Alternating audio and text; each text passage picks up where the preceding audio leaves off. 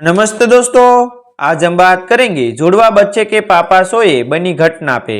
बारिश की हल्की बूंदें उस शाम शहर की सड़कों पर ऐसे गिर रही थी जैसे आसमान भी किसी अनहके दुख में रो रहा हो।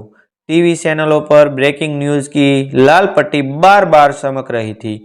सीमा पर मुठभेड़, देश ने एक बहादुर अधिकारी खोया।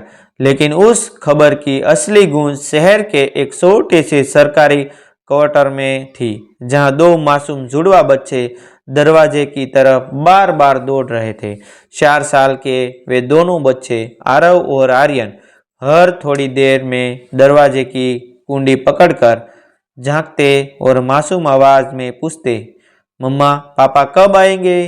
अपने कहा था आज आएंगे। उनकी मां नीलिमा की आंखें सूज चुकी थी, मगर वह मुस्कुराने की कोशिश करते हुए बस इतना कह पाती, पापा बस आते होंगे बेटा, तुम लोग दूध पी लो। नीलिमा के हाथ कांप रहे थे। सुबह से फोन लगातार बज रहे थे, पर उसने किसी को जवाब नहीं दिया। दोपहर में जो फोन आया था उसने उसकी दुनिया ही रोक दी थी। दूसरी तरफ से एक गंभीर आवाज थी, मैडम हमें बहुत अफसोस है, मेजर आदित्य शेखावत ऑपरेशन के दौरान। आगे की बात नीलिमा सुन ही नहीं पाई। उसके कानों में बस एक ही शब्द गूंजता रहा, शहीद। उसे लगा जैसे कमरे की दीवारें घूमने लगी। उसने फोन गिरा दिया और जमीन पर बैठ गई।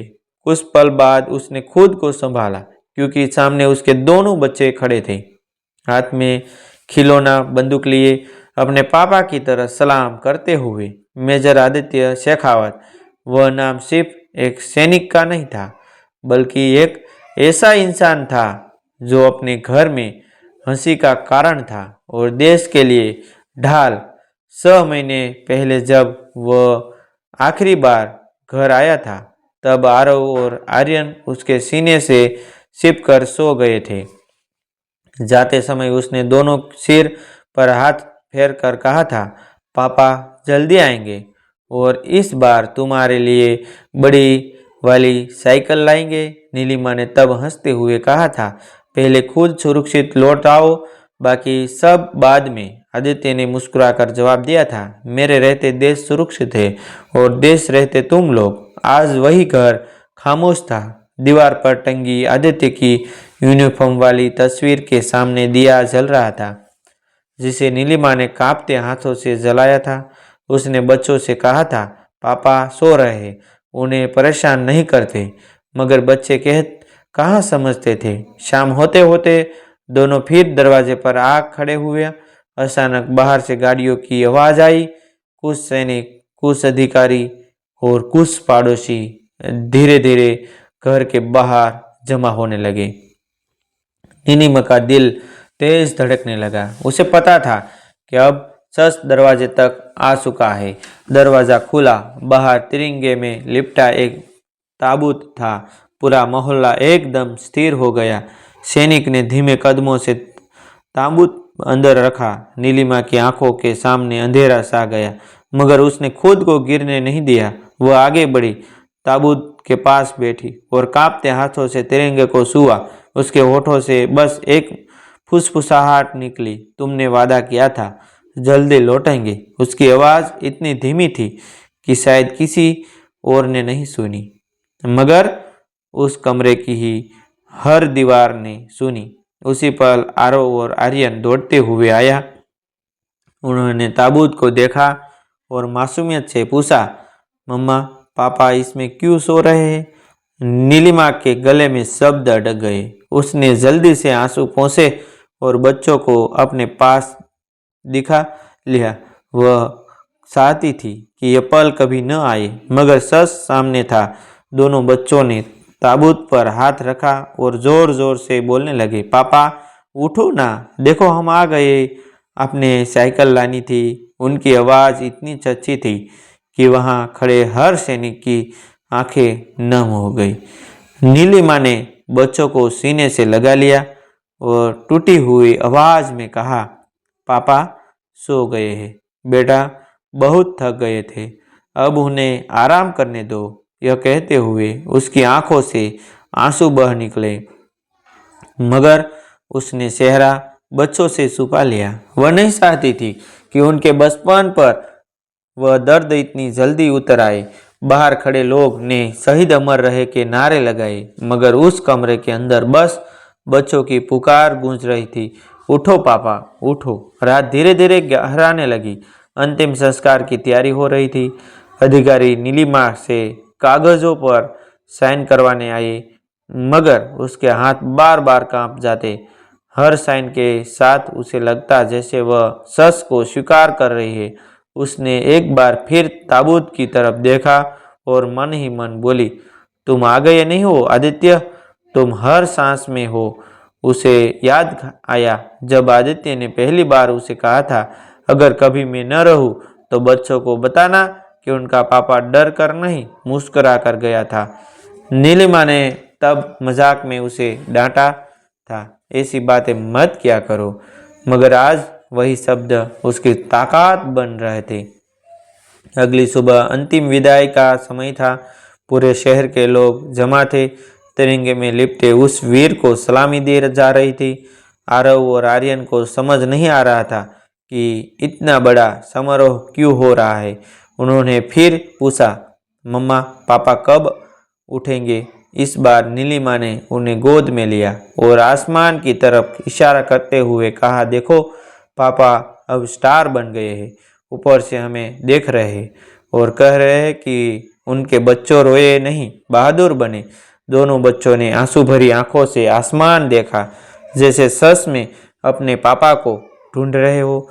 जब सीता को अग्नि दी गई उस वक्त नीलिमा की आंखें से आंसू बहते रहे, मगर उसके चेहरे पर एक अजीब सी दृढ़ता भी थी। उसे पता था कि अब उसे माँ और पिता दोनों बनना होगा। उसे अपने बच्चों को यह सिखाना होगा कि उनके पापा सिर्फ उनके नहीं, पूरे देश के हीरो थे।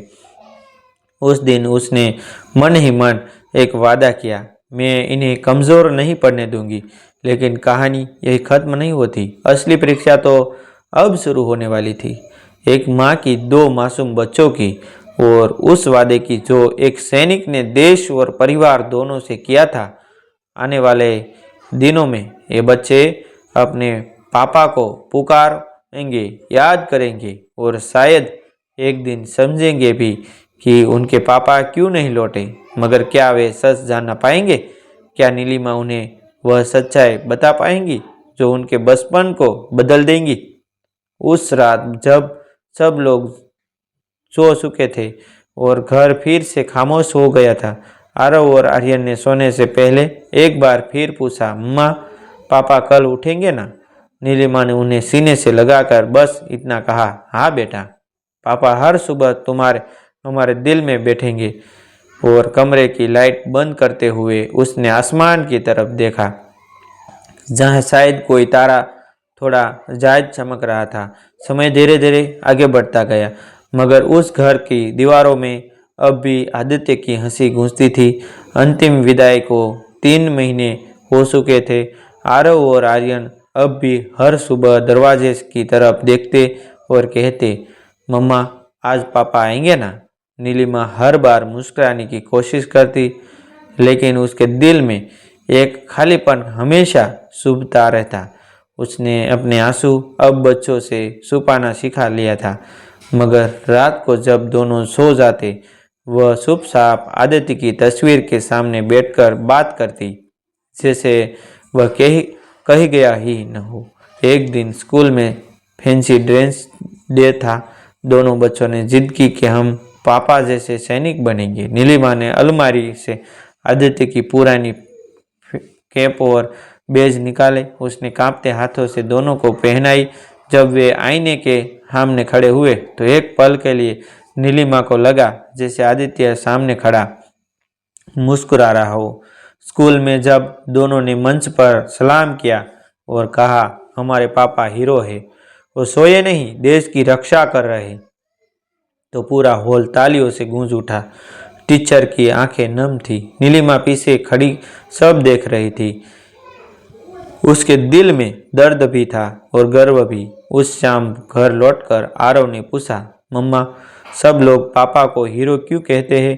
यह वही सवाल था जिसमें नीलिमा महीनों से बस रही थी। उसने दोनों को अपने पास बिठाया और पहली बार सच्चाई को आसान शब्दों में कहा, तुम्हारे पापा देश की रक्षा कहते हुए बहुत बहादुरी से लड़े।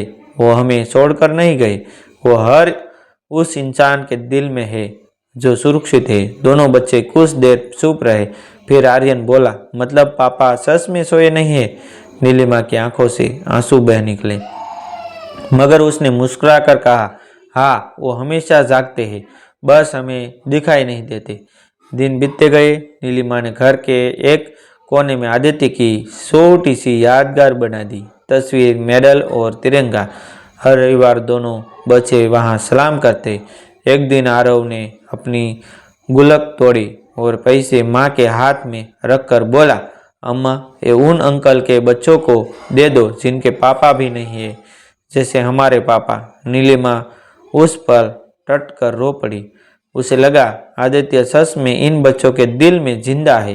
कुछ महीनों बाद शहर में शहीदों के परिवार के लिए एक कार्यक्रम हुआ।